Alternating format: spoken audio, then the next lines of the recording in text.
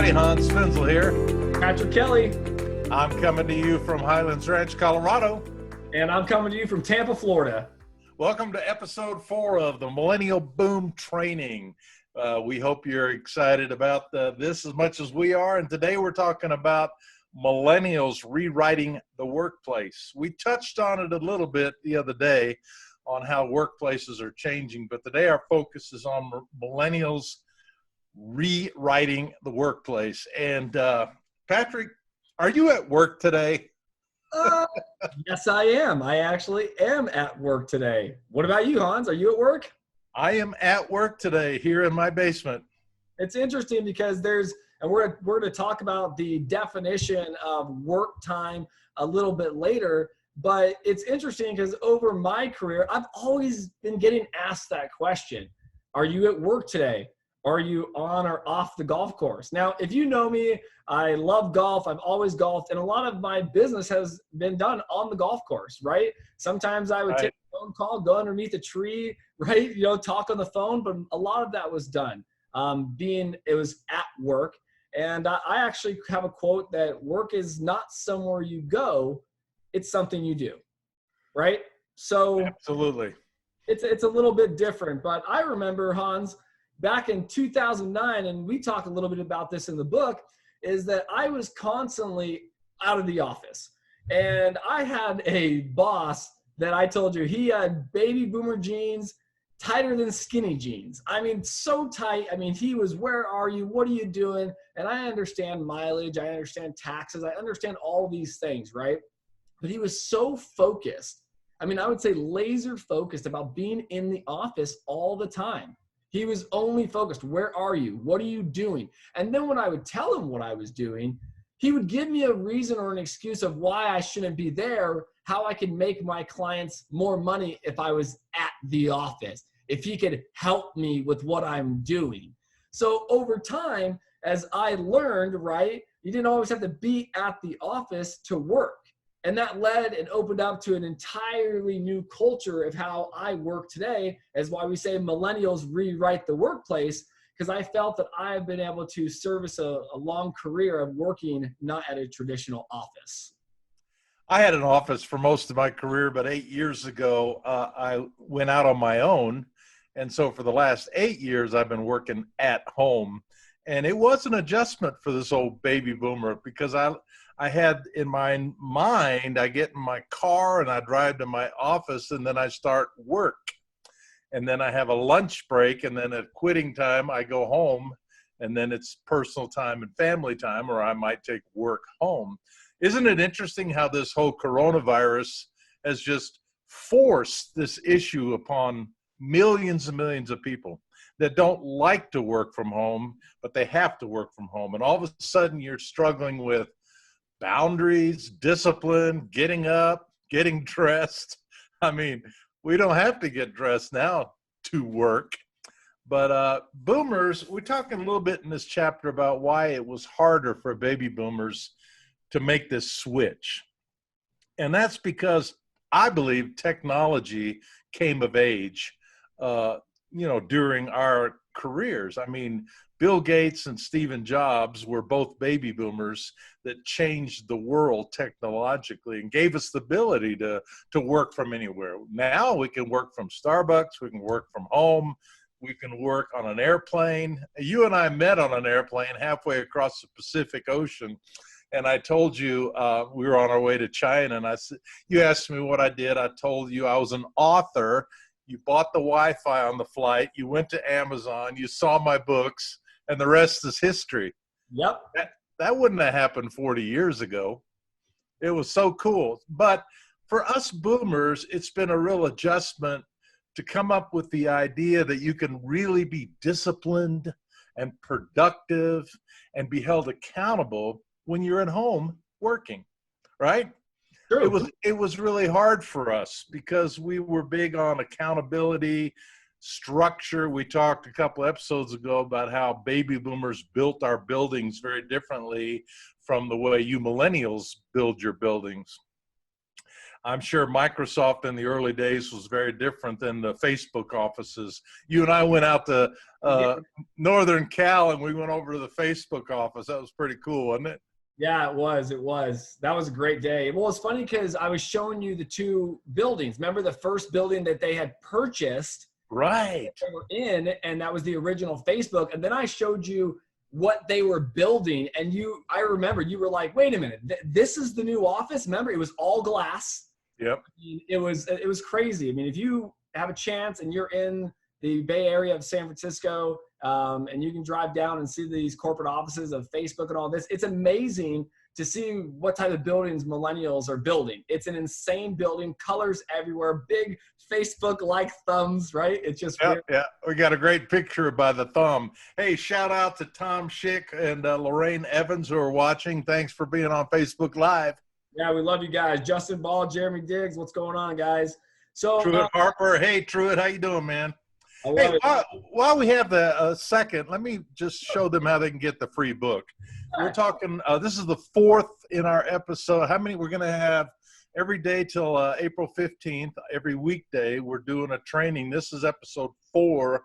I think we're going to have a total of 10 or 11, right?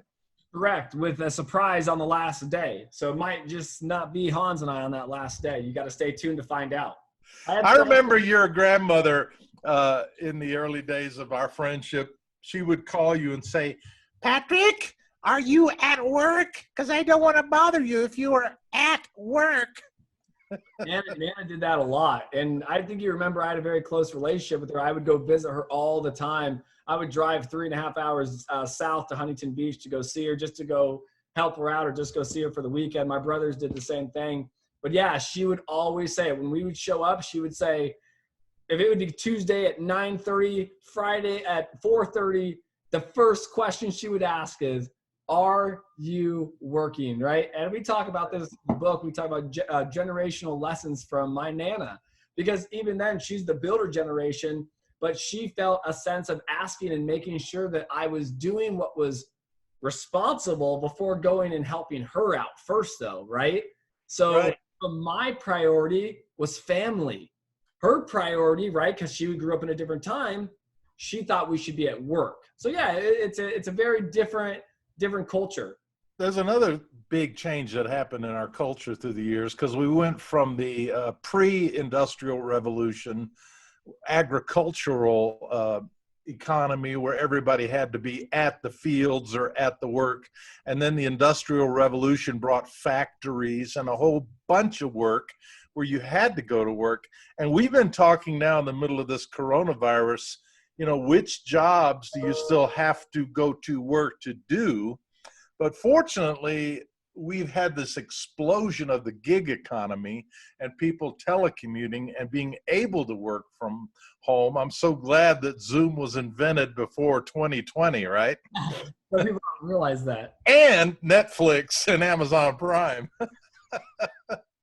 But now those boundaries are gone, and we're all, those of us who were not working until, you know, March of 2020 at home, and now they are working at home, we're adjusting to the fact you can be productive at home. Hey, tell us about ducks in society. What's that all about? Yeah, so we talk about that in the book and on the podcast. I did do a small podcast episode about ducks in society. So I had a manager when I was 16 at Walgreens, and he would like stalk me while I was stocking the shelves. That's how I say it, right? Because I was stocking the shelves and he was stalking me stock the shelves. And so he would always come up to me and be like, Patrick, yes. He'd be like, you're not doing this. I need to do this. And if you do it this way, you'll be more efficient and get it done faster. And I was 16 at the time. So I was always like, okay, man, I'm here for 4 hours. Like 4 hours, like I'm not allowed to work more than this. Like, you're giving me a lot to think about for 4 hours. And then another day comes up to me and I got everything done. He starts talking, hey, we're going to help you help me with this, and we're going to build an end cap. And I said, I don't think I'm going to be able to get that done. And he goes, are you a duck? And I said, what? And he goes, are you a duck? Because if you are a duck, then no problem. Do your normal job duties. I'll create you your task list. I won't ask you any for outside help. I won't lead you in where I believe that you can be. You can just be another duck in society, collect your paycheck, and do what you're told. And I was like, oh my God. I was like, it hit me. It was like, I just stared at this guy and I was like, no. I was like, I don't want to be another duck. I said, I don't want to be like that at all. And he goes, okay. So again, you're here for 4 hours. How do we utilize this time, this space to get creative, to work on new projects, to show, one, you're helping me, but you're showing the rest of your team, the management, that you are just not a cashier, that you're able to do this, and this. So I decided at the age of 16 to not be another duck in society, which has led me on the path I am today. Because even working at Walgreens, that led me to then be an overnight cashier, which is, involves stocking, about redoing end caps. They created kind of a better position for me there, right? I then went to a store in DeLand because I was doing good things, right? So I wasn't being a duck, and that's how my manager was too. He got promoted. He got his own store. So when I say don't be another duck in society, don't just go to work and do your normal job duties. Think about how you can make an impact, right? And know that there's people out there that are willing to show and let you exploit that impact. You just got to do it in the right way. He did it differently to me, right? Came up and asked if I wanted to be a duck. So there's a lot of opportunities that are out there. And the same thing with the COVID-19 crisis. We are all sitting in our houses. Majority, news is saying 90% of people are listening to the order, meaning that 90% of Americans are sitting in their houses. They're either, like Hans said, Netflix, it's always been around, but now it's okay to binge watch Netflix, binge watch episodes and do these things. But don't create habits that other people are doing. Don't get stuck in the same ruts and be a duck like everybody else. Be creative during this time. Find things that will exploit your passion that you can help people with. Anybody can binge watch Netflix. Anybody can just do their normal day-to-day activities. But if you don't have the vision to see past that, quack, quack, quack. One thing I did learn from you, and I'm watching my kids who are now having to work from home, especially my two oldest sons, our two oldest sons. I see my wife's watching. She always says they're not your children, they're our children. They're only your children when they're bad. They're only, I hear yelling and they're going, Patrick, take care of your children. I'm like, oh, I got it. Hey, shout out to Cameron Briggs. Hey, Cam, how you doing, man? Cam's now, he's a painter, a house painter. Now he actually has to go to work in order to do his work. He cannot telecommute and get houses painted. So some people are, they do have to go to work, but he still works for himself. And so there's still accountability. I wanted to read a little bit about accountability because that's for baby boomers. That's where we get really hung up. Can I hold people accountable if I'm not at the same office with them? If they're home working. So accountability is how we hold people responsible for their decisions when we're not with them on a day-to-day basis. Accountability. So is it possible to hold somebody accountable 1,000 miles away?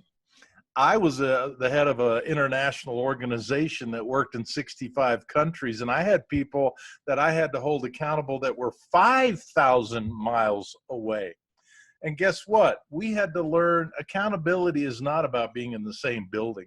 It's not about being in the same office. It's about results, right? Correct. Are you fulfilling the results that we are requiring of you? And are you being successful in your work? Good accountability is not, I'm reading from page 63 of our Millennial Boom book. Good accountability is not keeping tabs on people because you don't trust them. It's holding them responsible to do their work well. And so now what we're having to do is to figure out, how do I do that and I'm not in the same building with them? Correct. And the same with me. I've managed people all over the country, and I have calls with Singapore right now almost once a week. And regardless if we're at home, right? But I've been having these calls for years. And at 9 p.m. my time, I'm at home. I've always been at home taking these calls. And this gentleman has always been at work. He's always called me from the office. And it's interesting because I've never met his kids or heard his kids. And he's always like, every time we get on the phone, oh, is that Ty? Oh, tell him how, because the culture that we created is he knows that I'm answering a phone after family time and after we're having dinners, and he understands that. So connecting with clients globally is no different than connecting with someone that's 15, 20 miles down the road from you. And I am starting to see this more and more in the education world. My wife's a third grade teacher and my son is in second grade.